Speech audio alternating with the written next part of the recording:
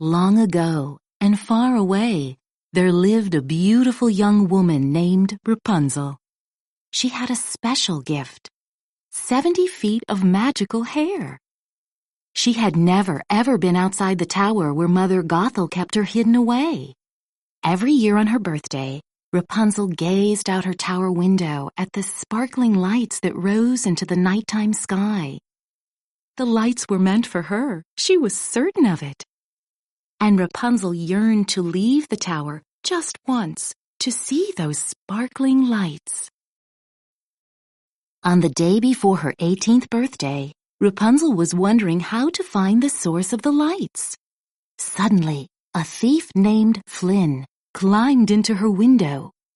Flynn was trying to escape from the royal guard, who were determined to catch him.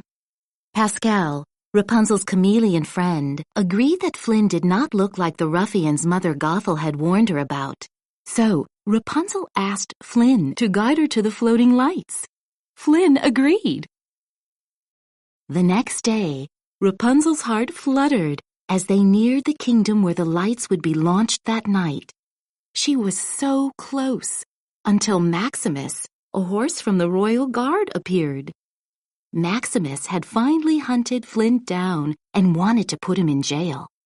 But Rapunzel convinced him to let Flynn go for just one day. Just then, a lovely chiming sound floated through the air. Following the sound, Rapunzel raced up a small hill and saw the kingdom.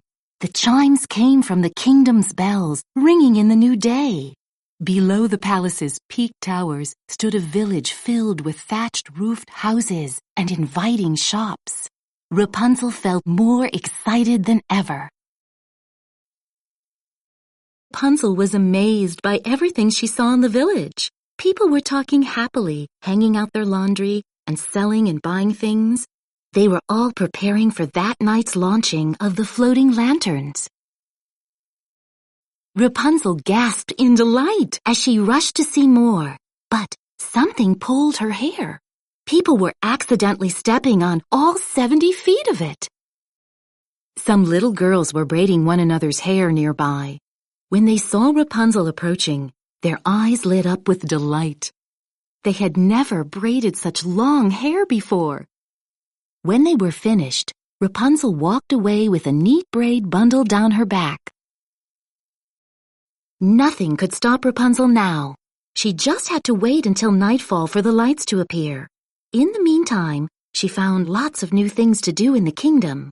In a village shop, she tried on a beautiful dress. Rapunzel shared pretty pink pastries with Flynn. She loved the way the sweet frosting glazed her lips and tickled her taste buds. She had never eaten anything this marvelous in her entire life. Rapunzel found a bookstore and explored every shelf. She pulled books down to the floor and studied them with Flynn. She eagerly read adventure stories and saw pictures of foreign lands, all sorts of things she had never known about. Rapunzel found people who were drawing beautiful, colorful pictures on the streets. Happily, she joined right in. She liked everyone she met. "It is time, good people. Gather around. Yes, yes, gather around," a town crier was calling out to everyone. "Today we dance to celebrate our lost princess. It is a dance of hope, in which partners start together, separate, and return to one another, just as our princess will return to us one day." But as the man spoke, Rapunzel found herself standing in front of a large mosaic of the king and the queen holding their baby. Something stirred deep inside Rapunzel as her green eyes met the identical green eyes of the princess in the painting. And the queen, why, she looked so familiar that Rapunzel's jaw dropped. It was like looking in a mirror. Soon everyone began to dance. Rapunzel and Flynn looked at each other shyly. Then they grasped hands and joined in, staring only at each other as they came together and separated among the joyous crowd.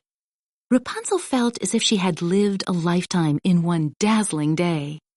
It changed the way she looked at the world. It was beautiful and wonderful out here. At last, nighttime arrived. Flynn led Rapunzel to a boat and rowed away from the shore. "What if it's not everything I dreamed it would be?" she asked. "It will be," Flynn reassured her.